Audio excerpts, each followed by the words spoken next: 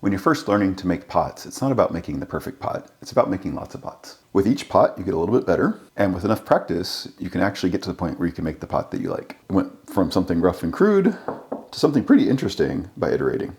Recently, I hosted a slip casting workshop and taught a bunch of beginners how to slip cast. This is a dramatic reenactment, but overall they were pretty successful. They went from not having touched clay before to making a mug.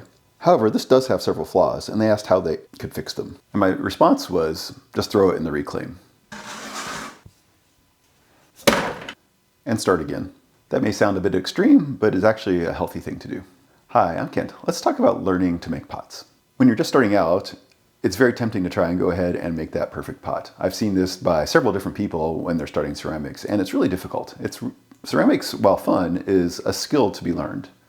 And it's likely that it won't work out exactly the way you want when you start. Just like when you started learning to ride a bike, you likely fell down a few times before you actually managed to take off. Ceramics is very similar in that it's a skill to be learned, and the other tricky thing about ceramics is that there are many points of failure. You can actually do everything right, and then one step goes wrong and the whole pot fails. So learning not to be precious is one of those things that's really useful for a beginner, I think. Once you yourself gets better and your process gets a little bit more mature, then you can actually start being a little bit more intentional about what you're making and hoping it turns out. Although there's always surprises, I still get surprises. Several years ago, when I taught myself ceramics, I very deliberately went down this approach of let's go ahead and make a lot and don't worry about any one of them too much. So I actually made a whole bunch of planters. Here are a bunch of them.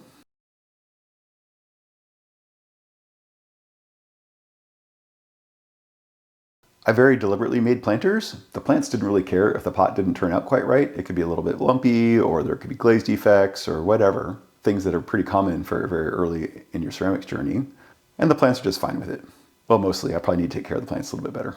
Each time I made a new planter, I learned something new. I was either testing a new glaze or testing a new way to build it, figuring out what I liked, what I didn't like, and developing my skills along the way. Earlier in the year, I learned to throw, and before that, we actually did some time working with hand building.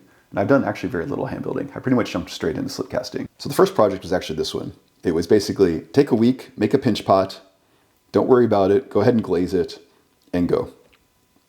So this one's all lumpy and definitely not up to my quality standards. But the point was really just to start learning how the clay works and to go end to end. It wasn't trying to make this pot good, it was really what does it mean to make a pot. After that, we made a couple more pinch pots, and we spent a little bit more time on them. And these are a little bit better. This one is still a little bit wonky. The foot isn't great, but it's better than this first attempt.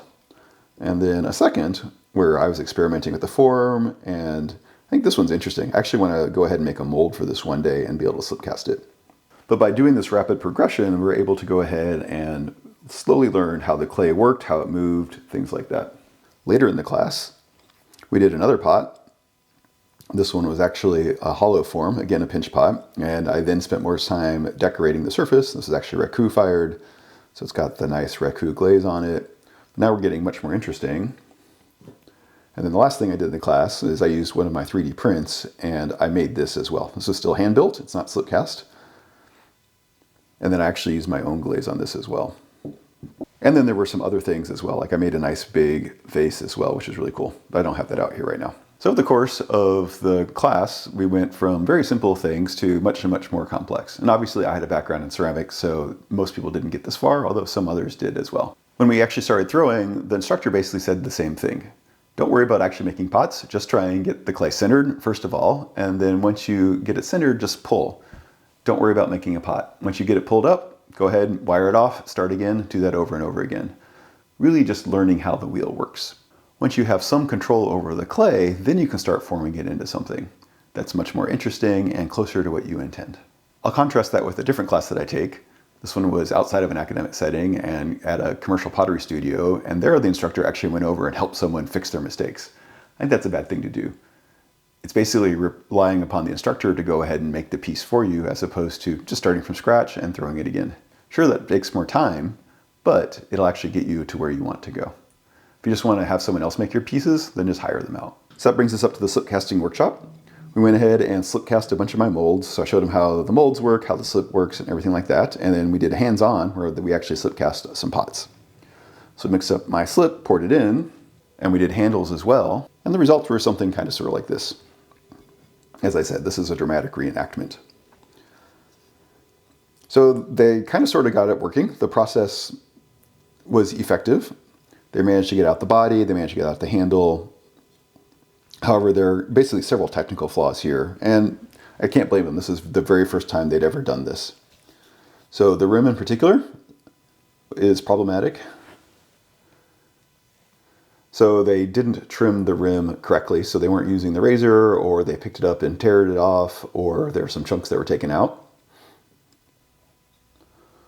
When they were trimming and attaching the handle, there was a piece of clay that broke off, and they didn't quite get the curve right.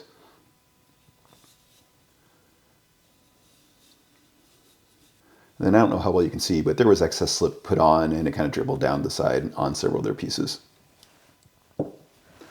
Not everyone did this. Everyone kind of had their own different flaws, but I went ahead and recreated this piece just to kind of give you an idea. One other thing that happened that I didn't do is basically the piece fell over and then had like a crease from falling on the side of the wear board.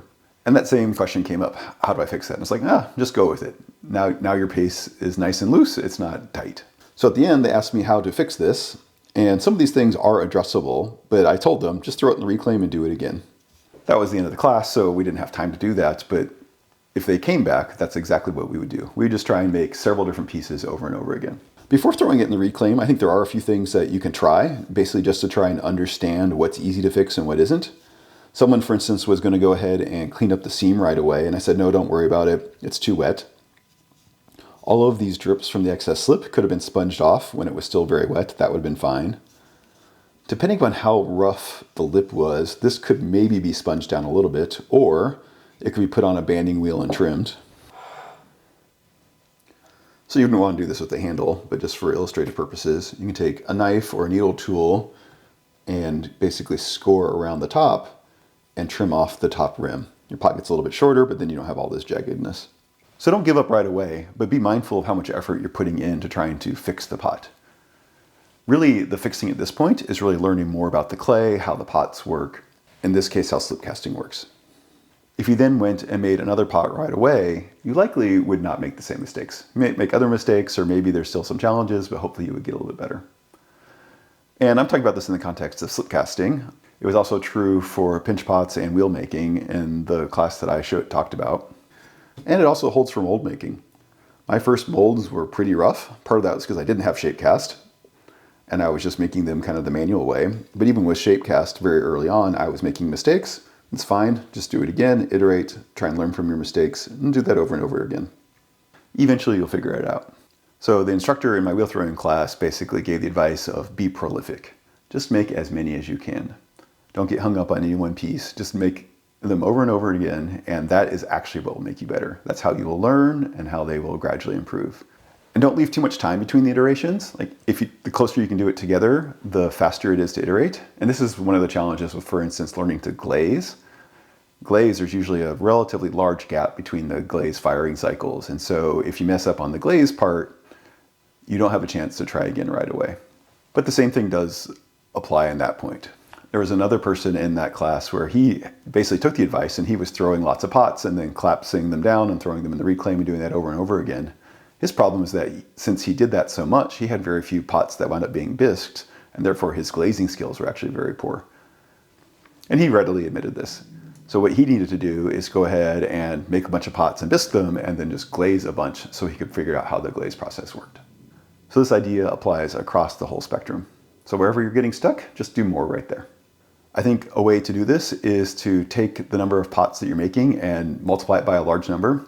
So if you're throwing one pot, try and throw 9. Or if you're throwing 3, try and throw 20.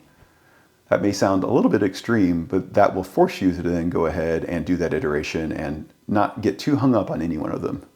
The nice side is at the other end, if one of them fails, that's no big deal. You still have a bunch more that you tried. It's also fun to see the progression. For instance, pulling out these pots that I hand built and just seeing their progression just over a few weeks was fun. Even though I have no strong desire to get better at hand building in particular. I like my slip casting. If you have any questions or comments, let me know. Thanks.